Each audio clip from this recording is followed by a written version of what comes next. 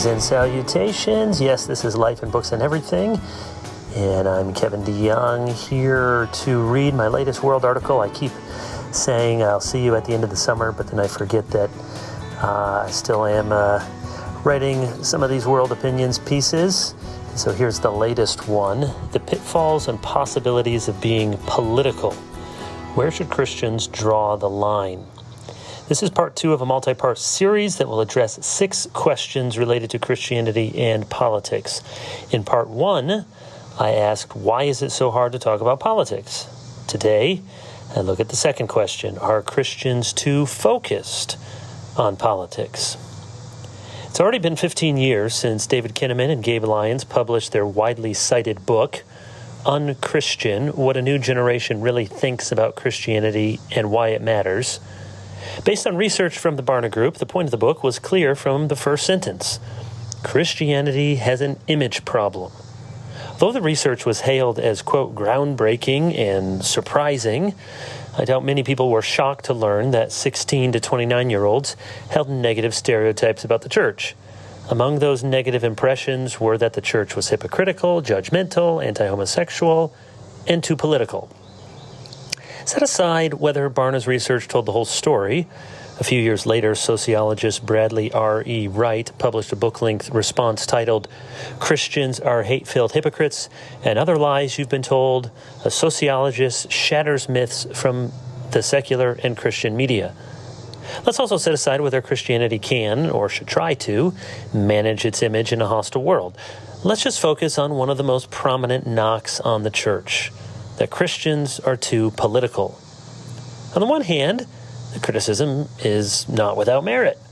Undoubtedly, some Christians and churches are too political insofar as they eat and drink and sleep electoral politics. Wherever politics becomes ultimate instead of subordinate, whenever it becomes the animating energy in a congregation, or whenever it becomes the actual glue that holds the church together, we are too focused on politics. As a Presbyterian, I affirm the spirituality of the church. Although the doctrine was used in the South to excuse slavery, the doctrine came out of Scotland centuries earlier and had nothing to do with slavery. At its best, the spirituality of the church reminds us that the church's mission is soteriological. Its power is limited, and its expertise does not stretch into every area of human life. If a pastor is better known for his views on COVID-19 or for his analysis of the latest shooting than he is for his views on the Trinity, the person of Christ and the gospel, then something is wrong. And yet, that's not all we need to say about being political. For starters, the calling of the church is not identical to the calling of individual Christians. Surely we need more serious, theologically minded Christians involved in politics, not fewer. And by politics, I don't necessarily mean online punditry.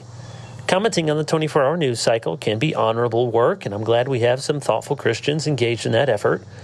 But we should not think that is the only way to, quote, do something or, quote, get involved. As a general rule, we could use less political punditry and more moral philosophy. We need Christian thinkers to take us back to first principles. We need theologians to apply the Bible and the best of the Christian tradition in today's seemingly intractable problems. We also should be honest that the charge of being, quote, too political is often code for, I don't like your politics. Most people are happy to have Christians passionately involved and vociferously commenting on the issues they care about. It's when Christians come down on the other side of the political divide that we hear cries to stay out of politics or stick to the gospel. We would do better to object to the position itself if the disagreement is with the actual politics rather than with being, quote, too political. To this end, it would help to distinguish between explicitly biblical positions, for example, abortion is murder, partiality is a sin, and the policies that people draw from those positions. God wants us to care for widows and orphans is in the Bible. God demands this specific government-sponsored entitlement program is not. Ultimately, even if we wanted to, we cannot wash our hands of politics altogether. Yes, I would love to see Christians pontificating much less about complex matters they don't understand.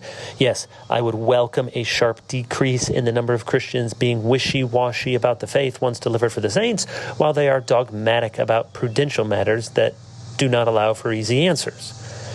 But even if we did all that, and we should, we would not be free from politics. There is no category called politics that can be safely quarantined from the category we call religion. Most of the seminal thinkers in the Western political tradition of the last 500 years looked for the truth about politics, as they did in the broader category of moral philosophy, in the Bible and in natural law. Insofar as politics touches on human government, human nature, human flourishing, ethics, law, rights, duties, life, liberty, and the pursuit of happiness, Christianity will be, in the ultimate sense, inescapably political. So much of our politics is obsessed with small and petty things. On these matters, Christians should refuse to get sucked into the vortex of spite, stupidity, and manufactured outrage. But when it comes to the right ordering of our society, the right application of biblical anthropology, and the right insistence on what leads to human freedom and human flourishing, the well-taught and well-formed Christian must not be silent.